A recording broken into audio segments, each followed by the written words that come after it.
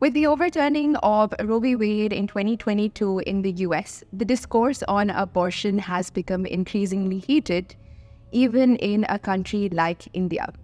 Even though this particular issue is heavily viewed through the lens of women empowerment, what we saw in May 2024 is that the Supreme Court of India upheld the fundamental right to life of a fetus, which is essentially a child in the womb.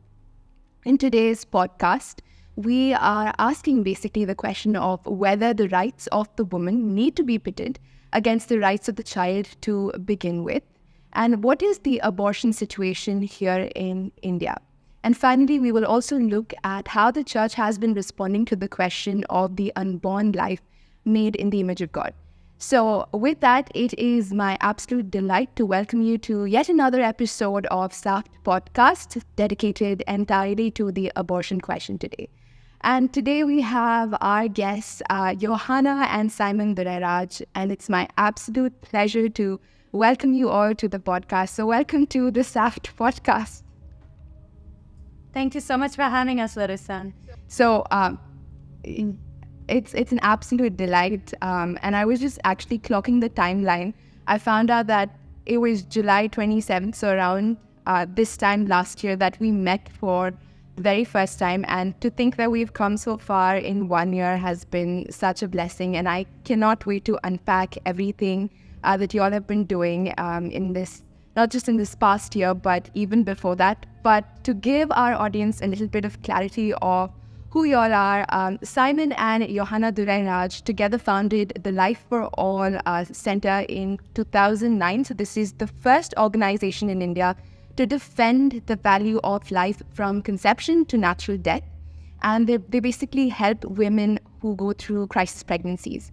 And in 2021, Johanna launched the National Pregnancy Helpline. Again, this is to empower women. And just recently, earlier this year, they opened Jivalia, a natural birthing center. And we'll hear more about this in today's discussion. So I have tons of questions for you all. And, I'm really glad that I'm getting to interview you on this particular issue because I know that you have just vast amounts of experience. And so, we'll talk about the question of life to begin with, but we'll also heavily contextualize it to the Indian scenario because I feel oftentimes we miss that out in, just the information that is given out there. And in between all of that, we'll get to hear your own story. So let me quit talking right now and I will hand it over to you. But my very first question is, how did this journey begin for you all? When did the pro-life issue become something integral and important in your own lives? And what are some questions that you have grappled with over time? Thank you, Larissa, for these questions. And it's really definitely a wonderful opportunity for us to talk about the whole the pro-life scenario and how it came to exist here in India. Johanna and myself, we were in Mumbai for a while, and I was already part of an organization, an NGO for 12 years, and we have various different activities going on and focusing on the marginalized people, needy people in the city. And in that situation, of course, we are also newly married, and we have our first son, Shaila, was born. He was very small. At the time, it was a very interesting story. Johanna used to read the newspaper, Times of India, and every time when she reads the news about the injustice towards babies, women, or any family-related issue that the husband kicked the wife and saying that the baby she has conceived, it's not my baby, or it's out of wedlock, whatever the reason, so there's domestic violence. And the news about a baby thrown into the ditch and to the bush or to the gutter, reading this news, and she used to sit with the newspaper and cry, And I was like, oh man, what an emotional lady she is. How do we really deal with that? Because injustice and this kind of news and poverty, domestic violence, and a baby being thrown into the ditch, eaten by the rats, eaten by the dogs. It's very common in our country. I have seen this so many times.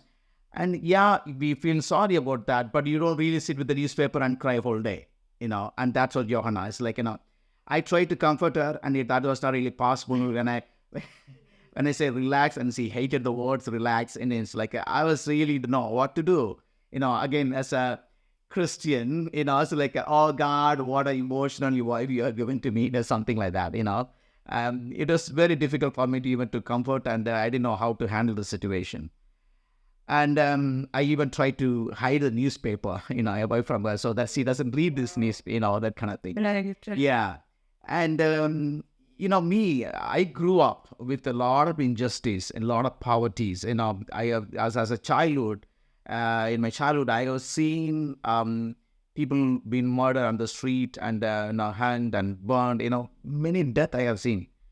Somehow my emotion was numb, Yes, we see the poverty, we see the injustice, we see the murder and everything, but no, it doesn't really, suck you. It doesn't really, cripple you. You just see and you feel sorry. You feel sorry for that. Maximum thing that you can pray and keep moving, to the next level. And but somehow I began to ask questions like, why, she's sitting and crying for this issue, and I am not, So I think that the whole process was going on nearly for 6 months. And after that, I really felt like that my emotion began to, be healed. I say it's God, So it began to really, my heart was softened, and I was burdened also. Every time I began to read news about the injustice towards women and unborn child and any other things, and I was feeling so sad, and I couldn't really control, And as a culture, we are taught men need to be tough. We are not supposed to cry, and so can't control your emotion, But still, it was very difficult for me. This issue was really bothering me. And I went to Johanna. I was like, honey, and you are crying about one issue, and particularly women and children and unborn babies, and I am also really burdened with that and really touched, and it's really bothering me. I think God is trying to say something to us. So let's really seek the Lord. Let's really go to God. We are both are broken about some issues, and let's go to God. So we were holding hands together, and we were praying about it. And we heard the inner voice saying that I want you to be the voice for voiceless here in our country. And we didn't know what does it mean, So okay, I thought maybe we have so many projects, in the NGO. And maybe we have another opportunity, another need to open a project for deaf and dumb, because being a voice for the voiceless, the deaf and dumb, they cannot really, voice out for their needs, So we need to really open our voice. We need to speak it out. That's what I thought. But we understood a little bit clearly, it's not about deaf and dumb, there's another whole world need, there. Do you want to say something? No, I think you summed it up well. No, yeah, and it was just God literally showing us his heart for the unborn children and their mothers who equally get broken in an abortion procedure.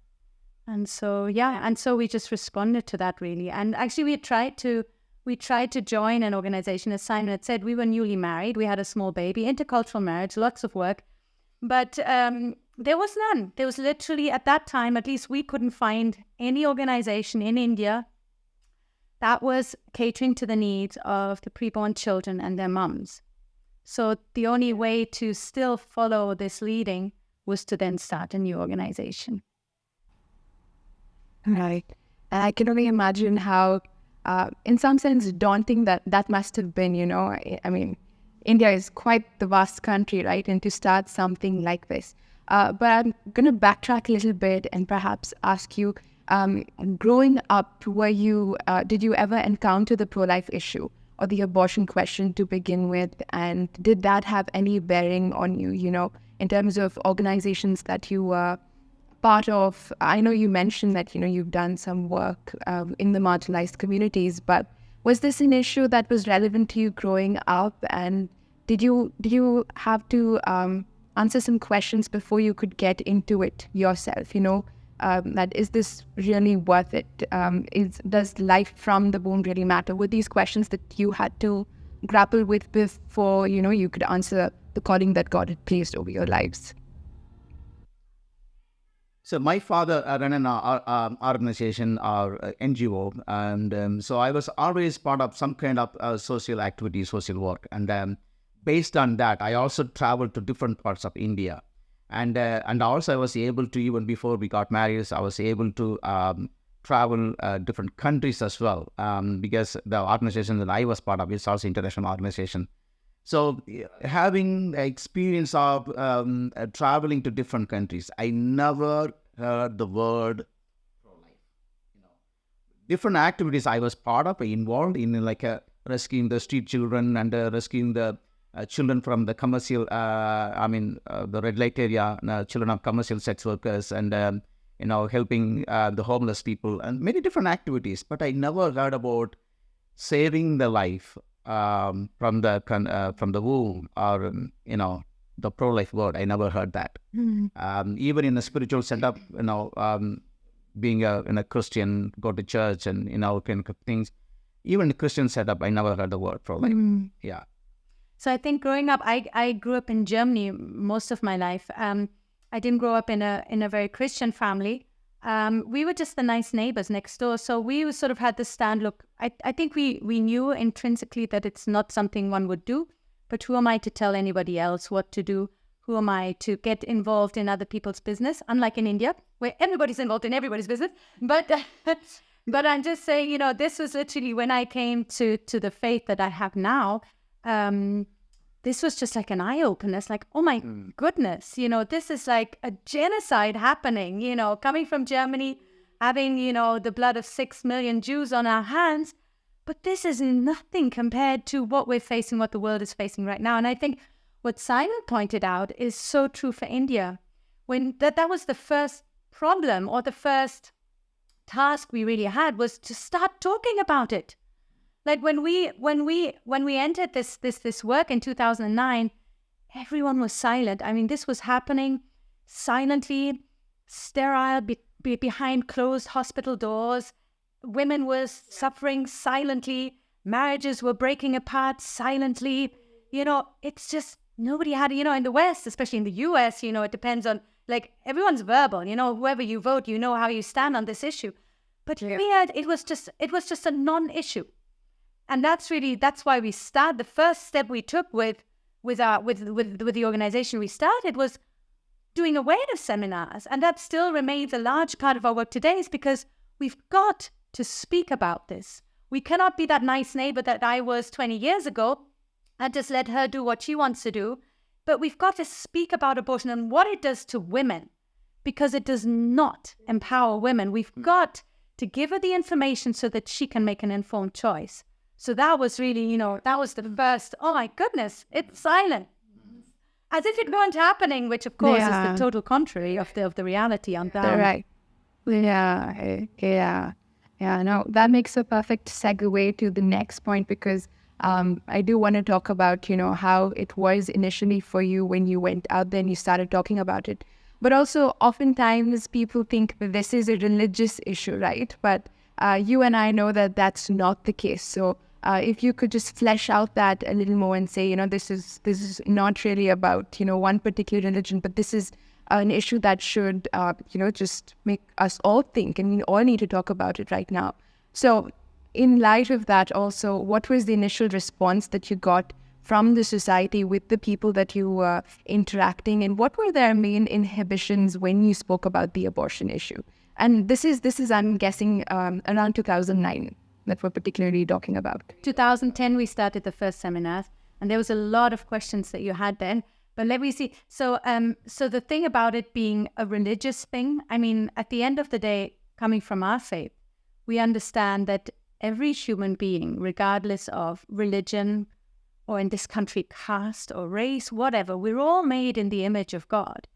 And while we do see it as a spiritual battle, because the enemy is trying to destroy what God loves most, it nonetheless, it implies to every sphere of society, to every religion, everybody, this especially in India, where everybody is always telling everybody what to do. This is not just even an issue for women in the age of in their reproductive age. this is even grandma or mother-in-law will get involved, or everybody gets involved in the abortion discussion and decision.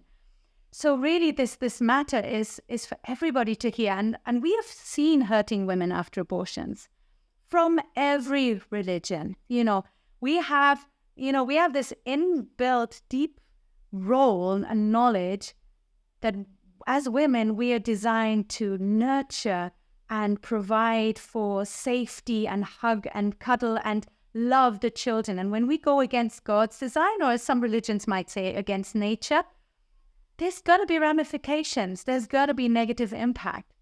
Actually, to be honest, the best response, or let me say it the other way around, the only negative response we have had has been from the Christian church. So, we have spoken, the vast majority of people we speak to are non-Christians. When we go for these awareness seminars, it's often colleges. We've been at large Muslim conferences, open doors, literally open doors. And the only verbal slaps in the face, I would call them, that we have got were from the church. Yeah. See, Shiloh was born, my first son, and just seeing him just growing up, as baby, I see the every development, and I really enjoy seeing him, growing and crawling and, turning and walking, that kind of thing. So in that situation, now we got this, the whole thing, the pro-life thing. I understood the value of life. Before that, yes, we are human, all kind of things. But when I see my own son, child, baby is growing, I really enjoyed, looking at him, every development, So I understood the importance of life, So, and you see this, like here, many babies are just what a precious, babies just thrown into that, and they are aborted and they killed, they really miss the, thing. That's what really, it impacted me, Life is so valuable, how come that this many life being just taken away even before the light came into this world, Yeah. So in these years that you've been engaged, it's been 10 plus years, more than that you've been engaged in this particular area. How has the abortion culture in India changed specifically? Well, I think we've gone from not speaking about it to at least bringing it up. Having said that, the pro-abortion lobby, especially from the West, is heavily investing into India as well.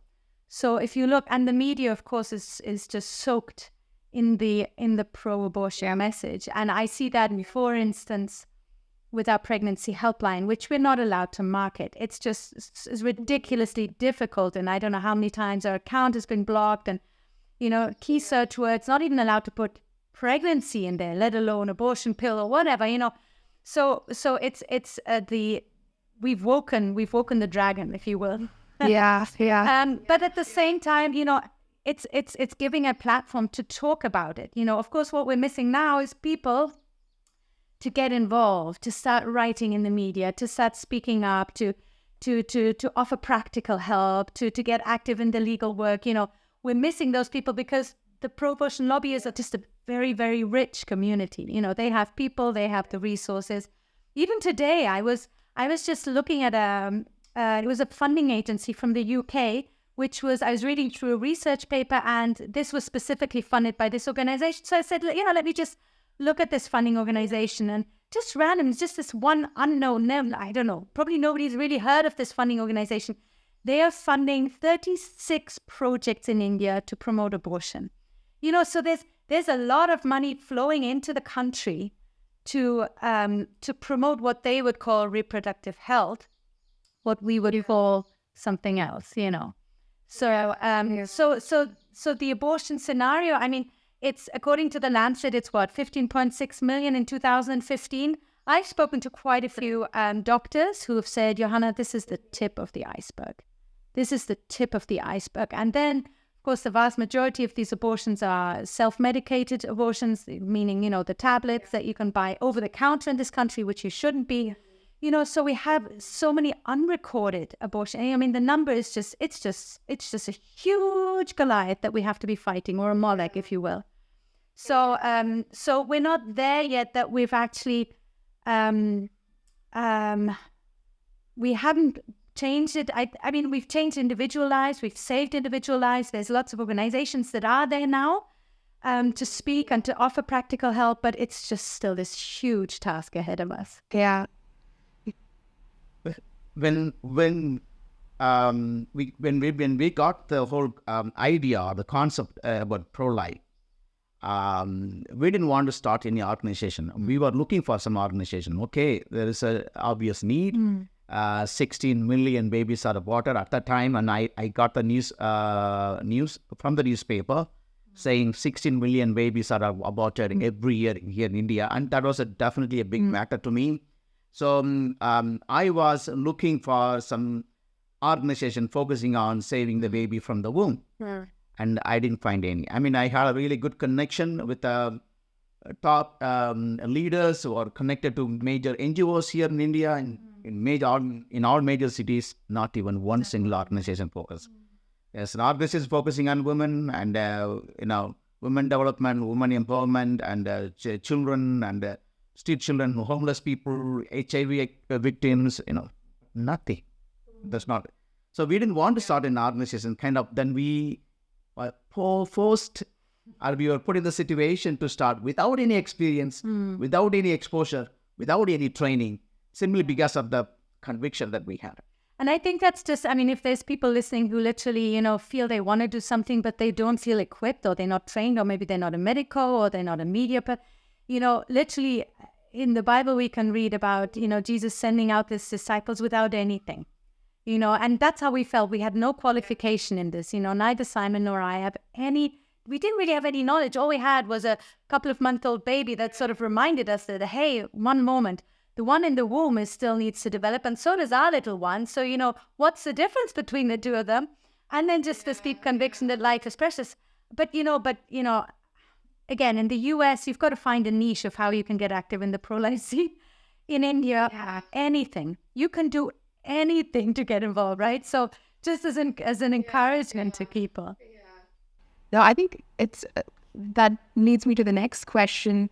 Since we have been talking about how there is so much foreign funding for the pro-abortion lobbies, being groups and all of that, what is the difference rather between abortion in the West and abortion in India in terms of why women go and opt for it? Do you think there's some kind of a difference that we're talking about, or do you think the reasons are same?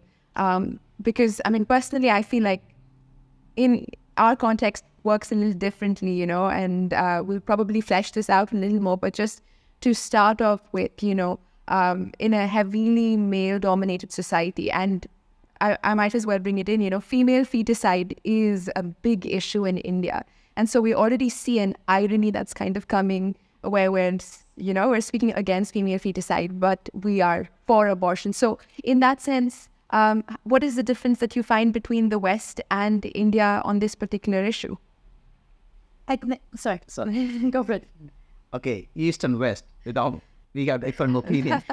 There you go. In our marriage. Yes. As my opinion, in the West, it's my body, my right. The women, so they want to do whatever they want to do. It's I have a freedom, I have rights to have sex with anyone I want and anytime I want, and it's my body, so I can do anything. So and it's based on their rights and the freedom. That's what, more lots of abortion happening based on that.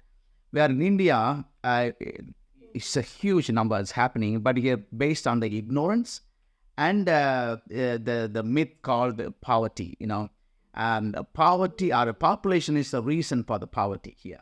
So this statement was propagated or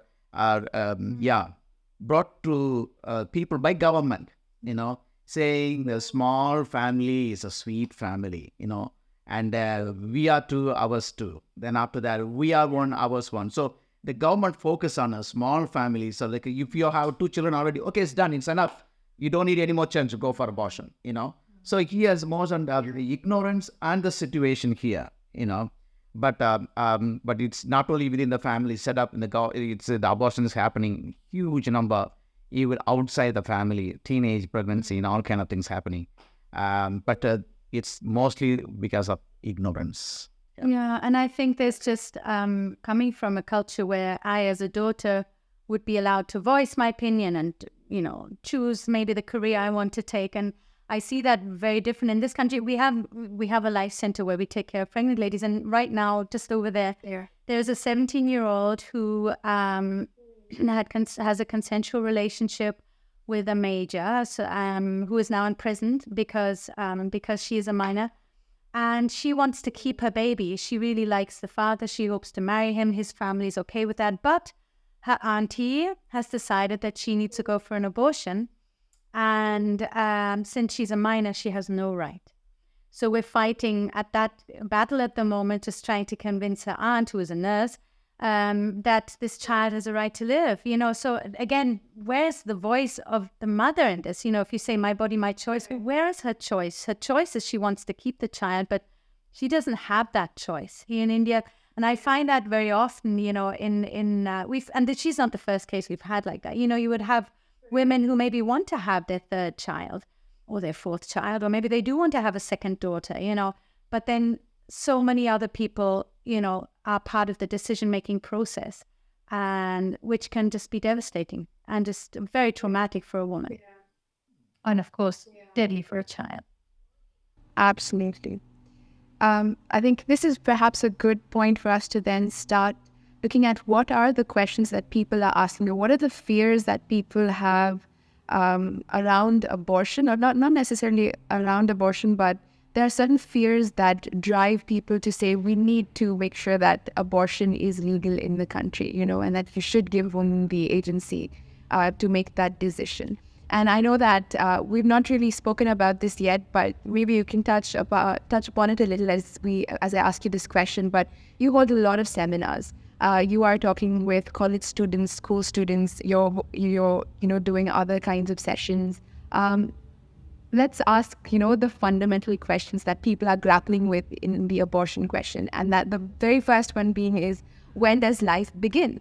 And the follow-up to that would also be, even if, say, in the Christian community, for instance, if people believe that life begins at conception, there's this feeling that the life is insignificant at the point of conception. Some people are okay with aborting the child, say, during the first trimester or even the second trimester, but they're going to be a little, unsure about it when it comes to the third trimester. So why does life matter, first of all? When does life begin? Why does life matter? And why are you pro-life all the way? I think the discussion of when human life begins is really, look in any biology 9th grade textbook, right? There's nothing really that needs to be, science is very clear, that at the moment of fertilization, when, the sperm and the ovum come together, everything about that child is decided, determined as to the gender, and that's a totally different topic there, but the gender and the height, the voice, the sound, the phenotype, everything will be decided about that child. Now, then the question comes, well, when is it valuable life? When is it life that we can actually,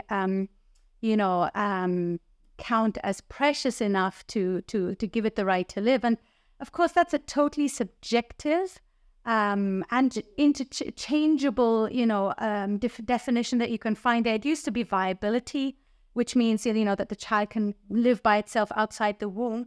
But then that's changing as well. As medicine advances, it used to be at 26 weeks, and now we have babies surviving at 19.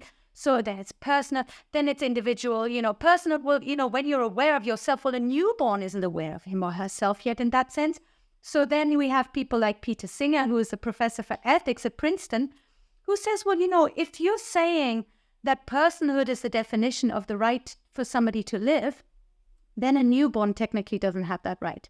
So he is literally advocating to give the parents a month's time post-birth to decide whether or not they want to keep the baby, And you know what? That sounds like ridiculous. How can you kill a 3-week-old baby? But you know what?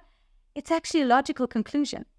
It actually makes total sense. If it's okay for me to kill a baby at 7 months in utero, what's the difference of killing the baby outside utero, except that it might be a little bit more visible for me, but otherwise, same amount of blood that'll be flowing and pain for the baby, you know.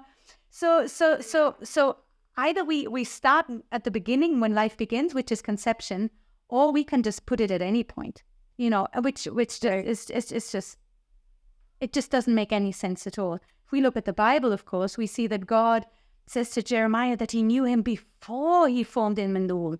It's not just, oh, I had a vague idea of you, or yeah, I was dreaming of you. I knew you. I knew what you would be like and your personality and your character. I knew who you were even before I formed you in the womb. From a Christian perspective, there's absolutely no space for this discussion as to when is it still okay to have an abortion. It's forget that, right? Especially if we do understand that, you know, life beginning at 3 weeks after post-conception, this is like the woman has just missed a period and the heart is starting to beat, right? You know, if the stopping of a beating heart means death, well, you know, at least there we need to put it. But of course, science tells us, no, it's at conception that life begins. Few years ago, we were able to be part of a huge healthcare conference conducted by Tamil Nadu government. So the government invited all the top doctors all over from Tamil Nadu, and we were part of that. We had a small stall, the information stall. And the doctors, they came and they looked at all the information that we displayed and the baby models, fetal models and everything. And one chief doctor said, you know, hey, wait a minute. We are talking about safe abortion here in our conference, and you are here and talking about the abortion is really bad and it's injurious to the body of the women, and it's, you know, what is it? You are talking something against what we are talking about, you know. And what he said, what we are doing is legal. We are legally doing abortion, okay? We are not doing anything wrong, you know. So it is totally, since it is legal, it should be permissible for all women, you know, and you should not say anything against it, you know. That's how he was confronting me. The doctor came to the information stall. Then it was, I didn't expect this question. Then I said, yes, sir, you are right, you know, abortion is legal. Then I asked this questions now. Few years ago, or maybe almost 100 years ago, we got a system in our country called sati, okay? In the sati, you know, was it legal or illegal? He said, well.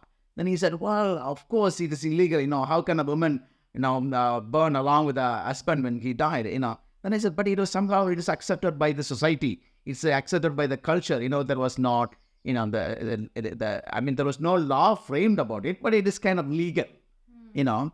Then it's like, then he said, and I told him, even though it was illegal back then, still it's morally wrong.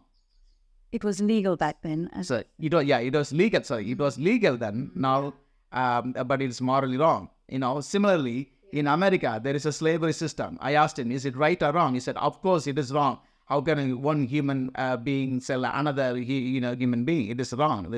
But that was somehow, it was illegal. You know, it was totally okay. You know, because you are legal doesn't mean that you are morally right. Legally right, morally wrong. You know, so we have to really, it's something wrong in our society. We need to really fight against. You may be performing abortion legally. People are receiving abortion legally, but it is morally wrong that we need to really fight against. You know, today even the alcohol may be legally right. Even the government can sell alcohol.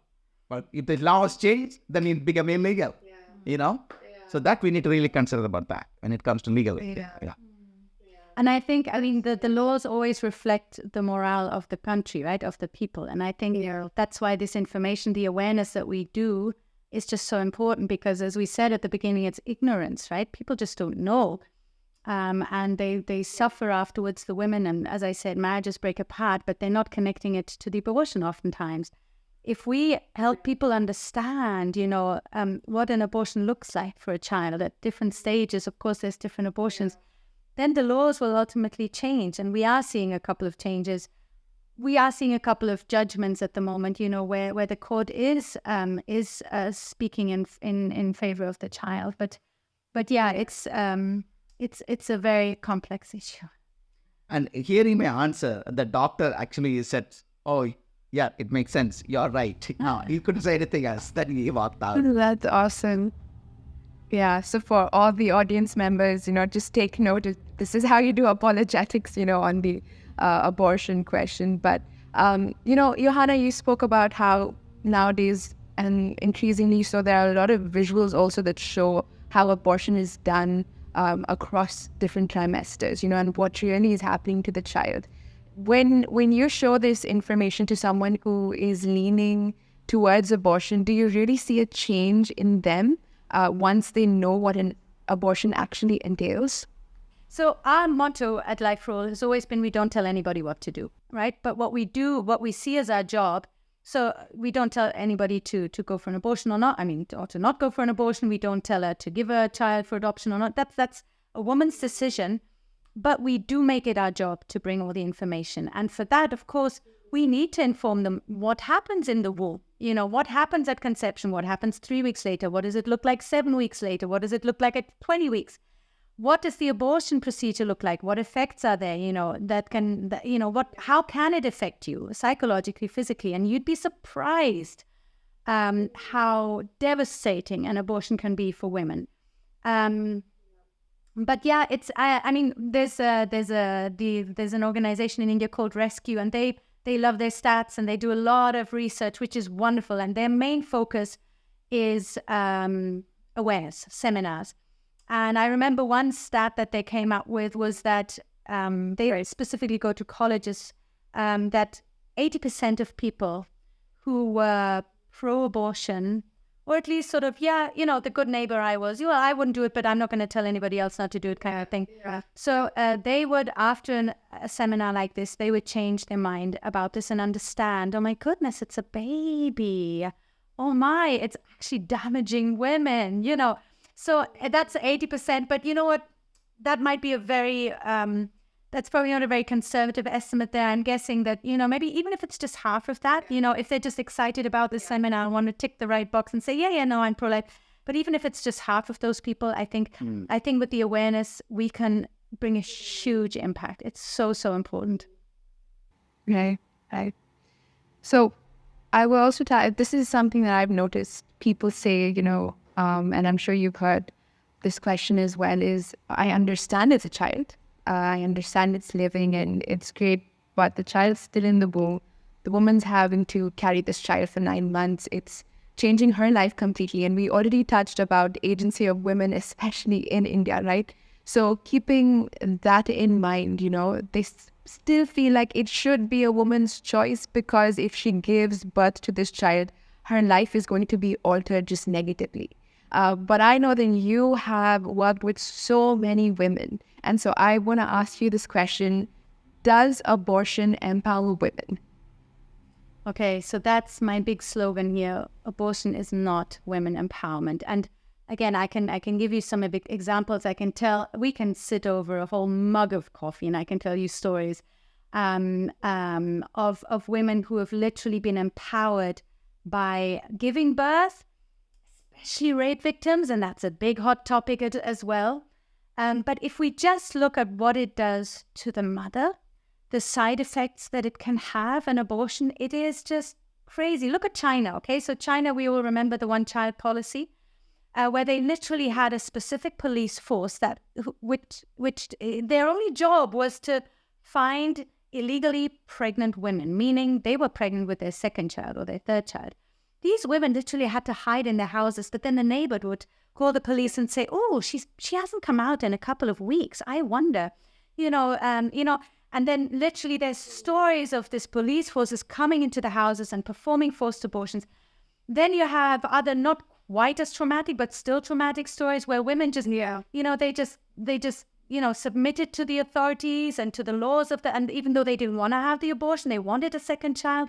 They still went in for the abortion. And look at China. China was the only country which had a suicide rate higher among women than among men. And then there's lots of data that can show that as well. Just the psychological damage that it brings to a woman. There's studies that show that, that women who have had an abortion are 3 times more likely to commit or to attempt suicide than women who have carried to term. And then if you put that in a teenager context, it's 10 times higher. So it's this thought, we need to protect the teenagers, especially if they've been rape victims. No, you're actually, this is going to backfire immensely, right? And then you have all the physiology. I mean, the side effects on the woman's body. There's a huge array of research from the subcontinent, from India, which shows the connection between an abortion and subsequent breast cancer. And we have a huge issue with breast cancer, with cervical and breast cancer in this nation. And cervical cancer can be also due to the damage caused by the abortion instruments. And breast cancer is also linked very heavily. All of these studies showed, there were 12 studies performed on the subcontinent, and all of these 12 studies showed a link between abortion and breast cancer. Now, just give me one more minute on this topic because it's so important. In the West, there's so many studies which show, no, there isn't a link. Yes, there is a link. And, research always shows what you want it to show kind of thing. The main arguments that the pro-abortionists have against this link between abortion and subsequent breast cancer is, well, these women have breast cancer and they did have an abortion before, but the breast cancer is because they're taking hormonal contraceptives, they are not breastfeeding their babies that they have later on, they have babies really late on in their life, which are all factors which can contribute to breast cancer. Now, put this in the Indian context. In India, women are having their babies at young ages and they nurse their babies. And, the vast majority of Indians do not take hormonal contraceptives. So all of these arguments are put aside. So now let's look at the bare facts without these so-called reasons that, in the West, women have this breast cancer. And you come to a very clear link between abortion and breast cancer. And these are things that women are not being taught. And this is just one. There are so many other side effects, pelvic inflammatory disease, leading to infertility. Do we have an issue with infertility in this country? Yes. There's just so many issues. So when I say abortion is not women empowerment, you can see I'm getting quite, because it's not, it's a very short-lived relief. I agree. And the vast majority of women coming out of the abortion clinic will say, oh, thank God it's over. Now let me return to my old life. Probably not going to happen. You probably might end up with nightmares at night, hearing a baby cry. You run into the next door, there's no baby.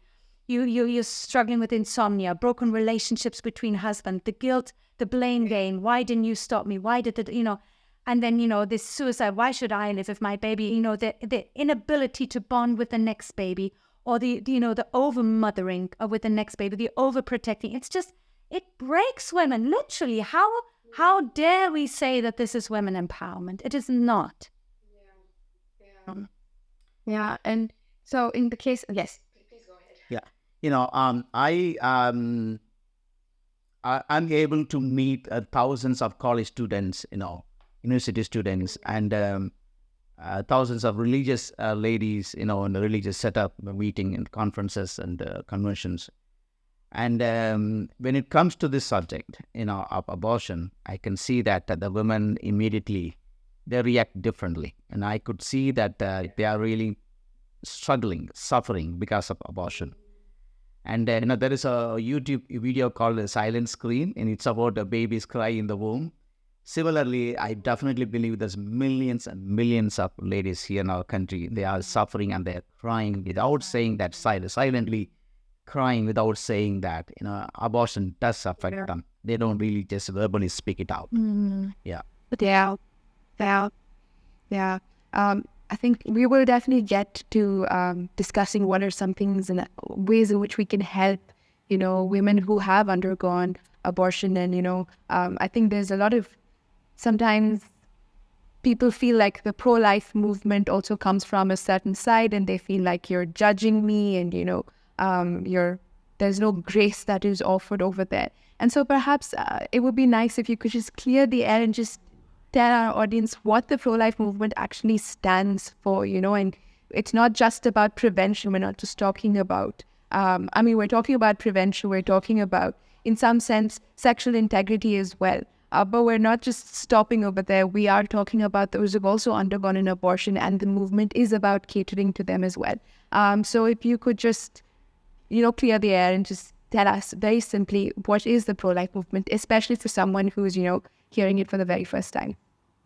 Yeah, you rightly said that. Many times we are labeled as just wanting to save a baby and not really seeing the mother as well. And I think from what I just said about it not being women empowerment, you can hear that I don't want women to suffer. I've had enough women suffering here, and we've spoken to them, and I often see women actually as victims of abortion just as much, especially in this country, where they just didn't know. How many women have I had crying and saying, I wish somebody would have told me before, and I'll cry with them. Honestly, the pain of losing a child, it's just devastating. And you can come to a certain point of healing, but you can never forget it. This is something you're going to take to your grave. So this is a movement where we're trying to empower women and support women to give them the courage, this amazing inbuilt courage mothers have. I don't know if you've ever seen a mother, I call them lionesses. If somebody touches their baby or somebody comes too close, and they can be these tiny little sweet little mothers, but if somebody comes close to my child, once, that's the mummy in there. And if I think even in the West, I just recently heard this. There's a study, it was actually from Germany, say even in Germany, 30% of the women in this specific study said if they had had somebody to support them, they would have had the baby. And so often I just find it's the support that they're lacking, because, I can't get up at night and nurse the baby for them. They'll have to do it, but they just need somebody to hold their back. They just need somebody to say, hey, I'm with you. I can do this, And the pro-life movement is exactly about that. It's strengthening mothers to live out their God-given role. And, not just as a mother, but also as a family member, as a wife, right? So this is all about God's design of society. God chose to have a family as the building block of society, just like my children have their little Lego blocks. And what is Satan obviously trying to do is to break the Lego blocks. You have broken Lego blocks, they're not going to fit together. You're not going to be able to make your Lego house. It's the same thing with our society. If families break, then we're going to have a broken society.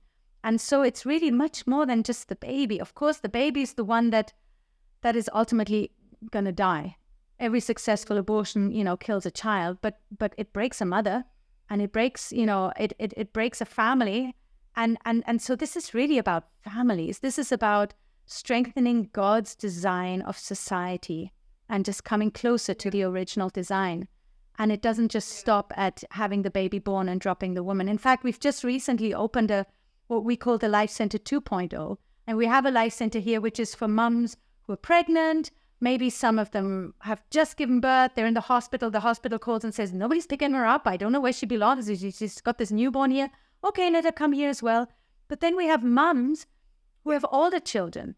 Wouldn't that be a good time, according to the pro-abortionists, to drop her and say, well, we've done our job. The baby's born. Now you see how you get along. Well, no, we've set up a Life Center 2.0. This is for mummies with children who are above the age of 2. And it's an integrated creche and also just a skill training center, so that mummy and child are in the same building. Child is looked after by professionals, but also, mummy can actually come to the stage where she can give back to society, where she can provide for her child if she's a single mom, where she can contribute to society. Because that's what they always say, right? If you have this child, your life is over. You won't be able to do anything, right? And we say, that's not true, right? You can give back to society.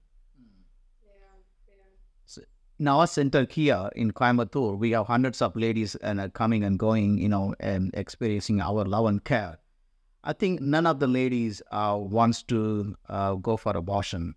And of course, few of them wants to go for abortion because the society is asking them, or the family is asking them, or the police is asking them, because of the situation. Otherwise, many mothers, they said, no, I don't want to go for abortion. It's like, if I am receiving a support, if I am receiving support and help and care, why should I kill my baby? So, yeah, the mothers they are pushed into the situation for abortion just because lack of support from the society. And the society is really taking care of them and looked at them, the way that God looked at them. And of course, we can really avoid these unnecessary abortions. Yeah. Yes, they have done mistake in their life. But again, abortion cannot be the answer for the mistakes they have done in the past. Yeah, and on a side note there, and this is something that I always try and encourage churches to be the safe place for an unwed pregnant mom, which is really difficult in this country which is it's a shame-based culture. And one of, many times the reason that these girls end in our life center here, even though they might have a mom and dad, is shame, right? Oh, what will the neighbors think? Oh, we've got a rape victim in the house. Ooh. Or we've got an unwed mom in the house. Oh, either have an abortion or, okay, there's this place. Okay, just send her there. But, I always feel that the church, and again, like Simon said, it doesn't mean we agree with premarital sexual activities. We don't. But the fact is we've got two people there, a mom and a baby inside the womb. So the safest place should be the church. And neither in the West nor here in the East do I find that is the case. And that is something we have to grow into very quickly. Yeah. So I know it's been quite the discussion, and so we'll slowly start wrapping things up. But I do have a few more questions before we do end today's discussion. And one of it is, where do men find themselves in this abortion discussion? Because we're always talking about women. Sometimes we're talking about children, but often men are neglected. And I know a lot of men who are just hurt by the abortions that they've experienced in their own lives. So if you could just speak a little bit about that, that would be great. Yeah, I think even many women are very silent. Again, shame-based culture. Women don't easily open up. This is something we tried in the past, to have women starting speaking about legal abortion and how it affected them. It's very slow in this country because what will they think and what will they think if they know, kind of thing. So even more so difficult to find men who actually open up about this. But I'm specifically thinking of one of our friends whose wife was very adamant to abort their third child. And he was the one who said, no, come on, we can do this, and he was literally begging her. And this was a Christian couple. And she said to him just before going into the abortion clinic, she said, the blood is on my hands, right? And she seemed to be okay. We had to go through a long process of healing and forgiveness with her afterwards, after we didn't know them at that time, and she got to know us later, and this whole thing came up, and God in his love and grace just, allowed her to get healed from this as well. But wow, what an amount of forgiveness do you need from the father's side, forgiving, his wife to, when he literally, they had the funds, they had the money, they had anything, he can do this. What's the problem? And so, yeah, I think men are often neglected and forgotten in this conversation, but very much affected as well. And there's research in the West that shows this. There's not even enough research about women and abortion in this country, let alone anything about men. So specific to the Indian context, we only know specific stories, but there's no data out there at all. In our country, when it comes to abortion issue within the family, it's mainly initiated, recommended, supported by men, or the mother-in-law, but often just because they don't have enough family or financial support, or they have family issues, whatever that. So husband doesn't take any responsibilities. And but when they come to know, if they're Christian, if they come to know that this is wrong, and they have sinned against God or something like that, of course, then it is the men, it's like, oh man, it's me, it's because of me. If I would have taken responsibility, if I was a responsible father, we could have really avoided that. And otherwise, many fathers, they say, well, I would have another child, a third child, a fourth child, a second child, like in this age. Now, because I was not really responsible, and I lost my baby. So men are really struggling, and they are really suffering too. And I think it's so, I just marvel at how beautifully God designed the whole family construction, right? The mother to nurture and safeguard, and the father to literally lay down his life for the family and to protect it with everything he has. And I'm just last Saturday at the rally in Pennsylvania where Trump got shot, remember? And behind him, there was a father. There was a father with his 2 daughters and his wife. The shots, as the bullets were fired, he literally just jumped on his family to protect his family, and he got killed. How do I think? Even when I think about this man, I think, wow, he did exactly what God wanted him to do. This is exactly the role, and I think there's nothing more honorable, and I just getting chills. There's nothing more beautiful and powerfully loving than protecting, as a man, protecting your wife and your children with your life, if need be. And I celebrate this man. What a hero. What a hero. Those 2 daughters have a hero as a father. But if I translate that to the abortion issue, many times, with the father saying, oh, I've got this career option, there's this promotion coming, and no, we'll need an abortion now. So the child is laying down the life so that the father can have, whatever luxuries or benefits that he wants to have. It's, perverse meaning just twisted. It's perverse. It's perverted. The whole situation is twisted around, and good is bad and bad is good. Where the father should be saying, oh, we're pregnant.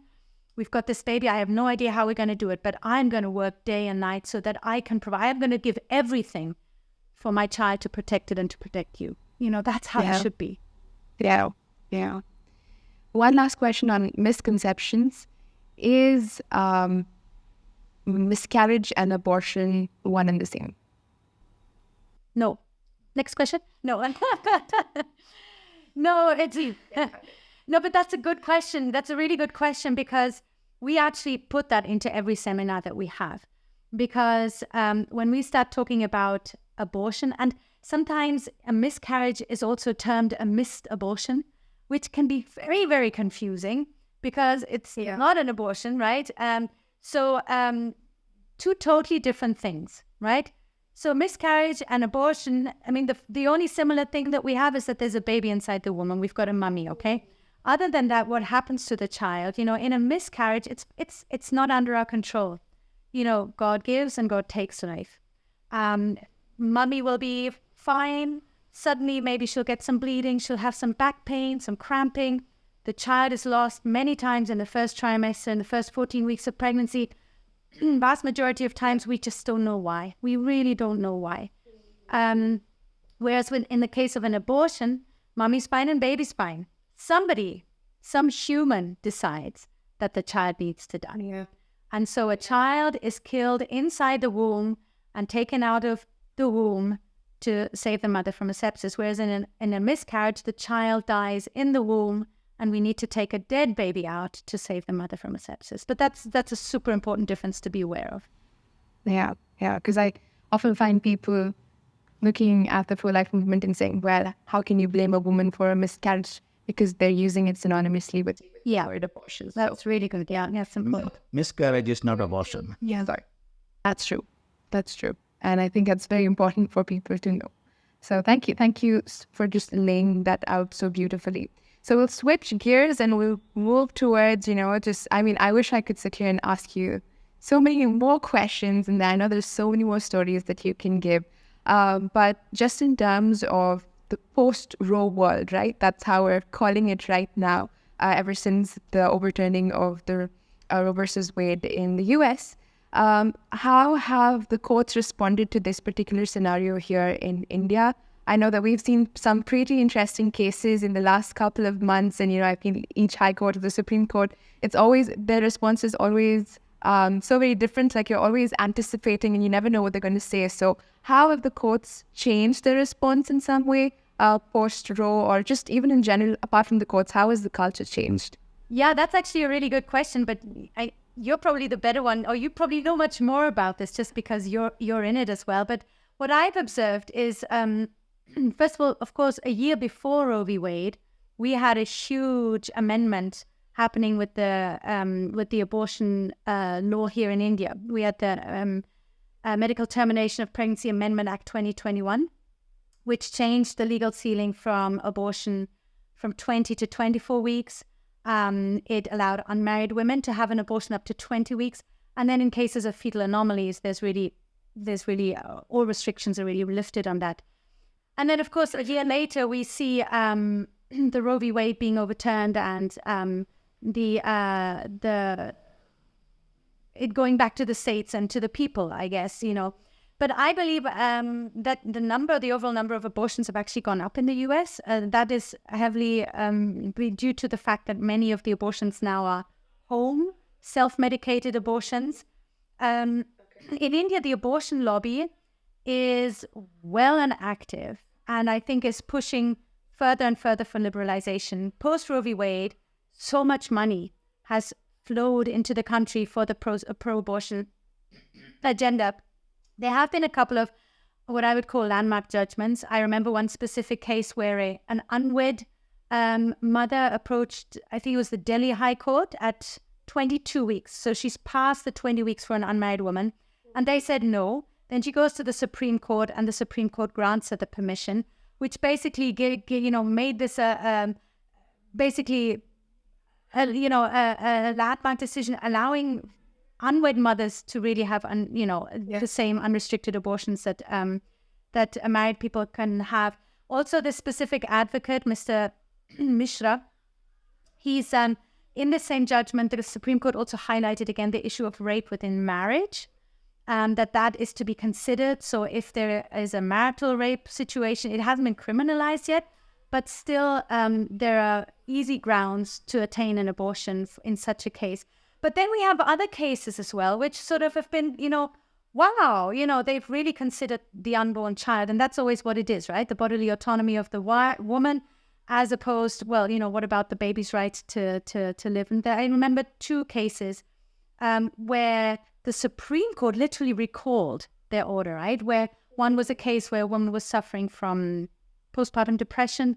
The other one where she was a widow. I think she was in her 32nd week or really far advanced, something like that. And the grounds for this was, that the life of the child and that the child would just be born alive. And now this this recalling of the judgment came because of the medical board, which at cases beyond the 24 weeks, there's a statutory requirement for a medical board to give their opinion. And that is exactly what the pro-abortion lobby is trying to pull down. That's what they're saying. They're saying this is unnecessary. We don't need the medical board. It is restricting women to have safe abortions. And I think generally I can see, it's on both sides. And we need the people. Again, you need to work on both sides, right? We need to specifically, get in touch with lawyers and with judges and respond to them, but it's really ground up as well, right? What we said about the sati, if the people don't see it as morally wrong, then it'll ultimately change the laws as well. But I cannot say that things have improved, and we're doing much better. On the contrary, the pro-abortion lobby has really put a lot of money into this country to make sure that abortion is easily accessible. And again, then you have the whole issue with the over-the-counter abortion pills. According to the Lancet, this 2015, I think 73% of the 15.6 million abortions we see in this country, more than 11 million of those are self-medicated, which is a horror scenario for any medico in a country where we are struggling with anemia, because that is one of the most, dangerous side effects that this RU486, this abortion kit can have, is bleeding. How does this woman at home know how much bleeding is still okay? Is this too much? Do I, am I going to be fainting soon? And that in a context of anemia, it's just horrific.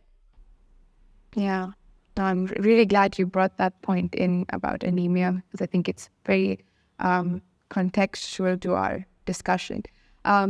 I also want to give you the space to just talk about your organization and the various projects that you are doing, so that, people always complain in some sense that nothing is being done, or, not much is being done.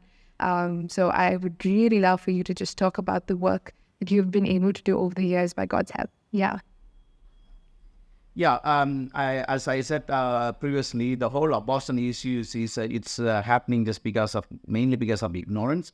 So awareness is one of our main thing. So we conduct awareness seminar from the school and colleges, universities, and even in a spiritual setup, to the corporate companies and the health lawyers, yeah, anybody. Yeah, MBBS, doctors and lawyers even in the college setups. Like that. So one side we run abortions, awareness seminars.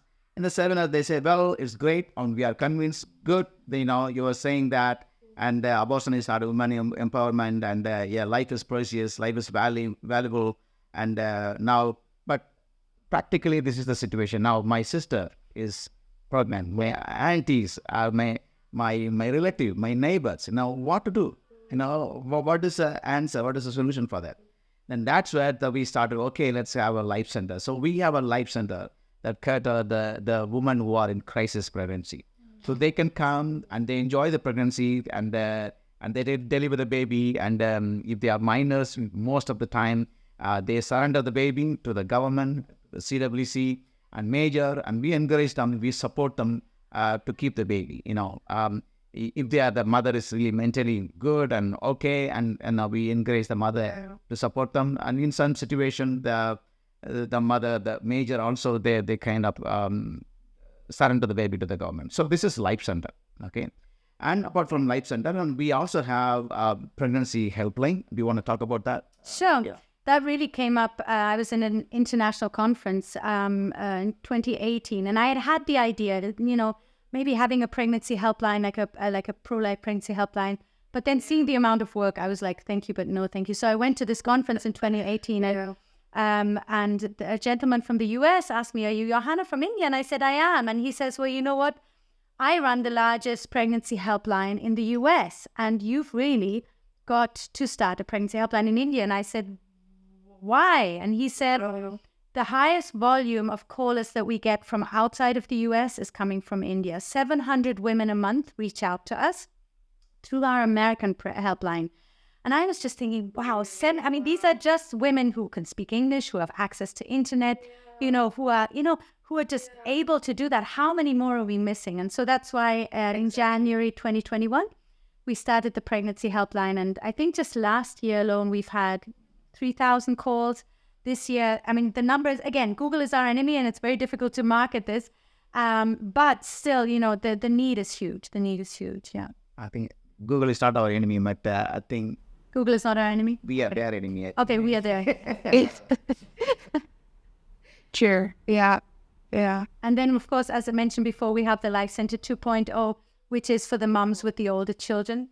We also have been involved in a couple of legal battles. I was talking earlier about the MTP Amendment Act, which raised the legal ceiling of abortion in 2021. So we were working together with Alliance Defending Freedom, which is an international lawyers association, and we were the only respondents in that case. And we've been respondents in a couple of High Court and Supreme Court cases. Just literally, you're trying to just, you feel like you're the cricket batsman and the balls are just coming everywhere, and you're just trying to respond. We also have an old age home, right? Because life is precious from the moment of conception until a natural death, right? And so we have this home with just the most precious old people who've just been deserted because they're no use and they're just useless eaters, with that kind of mentality. And so that is there as well. And then the latest addition, as you mentioned in the introduction, is the birthing home, which really was just the idea was conceived out of us having to bring our ladies to the government facilities for birthing. And we personally have experienced very gentle, natural births with our 5 children. And so I just wanted them to experience that. I just knew they deserved better treatment, especially because we often do have rape victims in our center as well. And we didn't even touch that topic now. That's a big topic in and of itself. But, just the way that they are emotionally treated. And so how many times, so did you enjoy? And, across the doctors asking these questions. Hey, did you hear this story? Look, here's this 50. And I'm like, no. And that lioness comes up and I get very, very upset. And so I've always just hoped and dreamed for a place for our girls to give birth in a very family, loving, professional setting. And in our pregnancy helpline, we offer counseling or help in all major languages in our country. Yeah. And also post-abortion counseling, because we were talking about that before, right? That this is not just about trying to save babies of pregnant moms, but we want to help women at every stage. And if it has been an abortion, then we want to help you get back, as close to the joy that you had before the abortion, that, as we can. Yeah. Yeah. So for all of them who think there is really not much happening in India, there you have it, all the different wonderful work that you've been... And there's lots of organizations that are working. Sorry. Exactly. Yeah. Which brings me... Yeah. This is the... What do you say? The limitation of the online communication, but then go ahead. No, there's other organizations as well. And I think, I remember you were saying that to me last year when you spent some time with us. You were saying, Johanna, the pro-life movement needs to work on its visibility. And that's why I'm just so thankful. No, but that's it. That's bullseye, what you got there. Yeah. And that's why I'm so thankful for this podcast as well. It's more than 46,000 babies a day that are losing their lives, right? In my country, it's 100,000 a year. Okay, just try and put that into proportion. Even with the different populations, it doesn't work, right? And so there are other organizations as well, but we need to bring, because if people are listening to this today and say, I really want to do something, at least I want to learn more about this, I want, then there's organizations out there, and but how do they find out about us? Again, Google is not our enemy. We are Google's enemy, but it's difficult to find us, and that's why it's so important what you're doing with this podcast. Yeah. And that was literally my very last question, is how can people get involved? So you touched on that, and I'll actually put a second part to that is, how can the church get involved? So these are just the two questions that I think would be really helpful for our viewers, to really think about at the end. So any final thoughts on that? So at the end of the day, as we said, this is a spiritual battle with physical impact. Okay? So it's the spirit of Moloch in old Canaan. People think, abortion is a new thing, right? We invented this and now we're all advanced and we're like, it's ridiculous. There's nothing new under the sun, and abortion certainly isn't anything new. Satan killing God's image, that's not a very new creative idea. So this is the spirit of Moloch, if you will, right? Of sacrificing your children, either out of ignorance or literally out of just wanting benefits and luxuries for your life, right? So it's a spiritual battle. We've got to get on our knees. We've really got to get on our knees, and we have got to pray. That is number one, and that is really, really important. But of course, we've got to practice, like with us, with our seminars, we did the awareness. Yeah. Wow, we're bringing awareness, and then that first girl comes and says, well, I'm pregnant, where do I go? We can't just keep it at, we can't just stick to our speaking, whether it's bringing awareness or praying to God. We've got to get practically involved as well, And the church is the only entity that can bring a lasting change in this society. That's so important, that the church opens its doors to unwed pregnant moms, that the church, starts speaking about the issue of abortion. Do you have any idea how many hurting women are in your congregation who have gone through abortion? The numbers of abortions inside the church are exactly the same as outside of the church. It's not something the sinners do. It's in, we have hurting families, hurting women. We have got to be equipped and being able to counsel these women. And there's trainings out there, and we offer these trainings as well. Trainings on how to counsel pregnant women. There's a March for Lives happening on August 10th in Thrissur.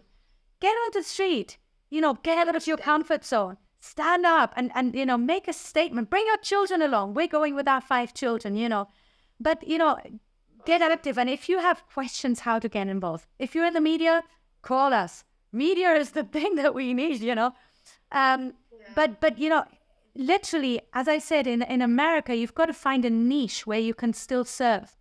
With their 1.5 million abortions here, you've got 10 times that, but we don't have 10 times their population, right? Yeah, and resource is a total issue. Resource again as well. Sorry, money makes the world go round. In that sense, of course, we need finances are needed as well.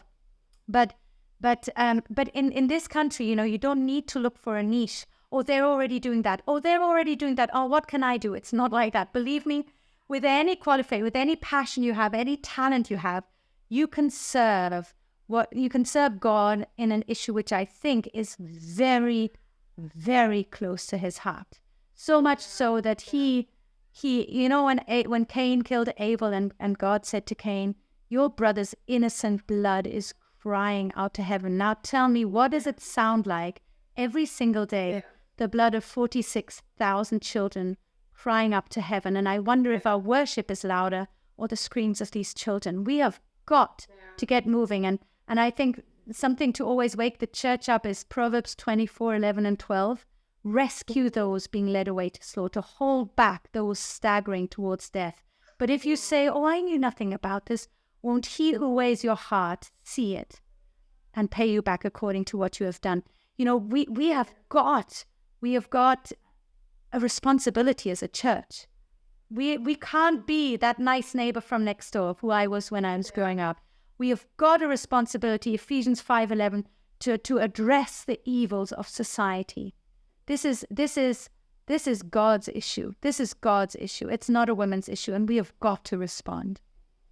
A lot of MSW students from many different colleges come and work with us. They do the field work with us, and because they are taught about many different social work in sociology subject, but they can never see this one, saving the baby from abortion or helping the woman in need, or crisis pregnancy.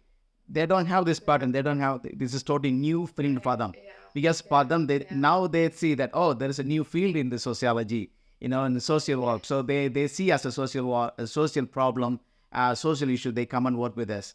But I wanted to tell to the church as well, this is not just a social issue. It's not just a women issue. It's not a child issue. It's a God's issue.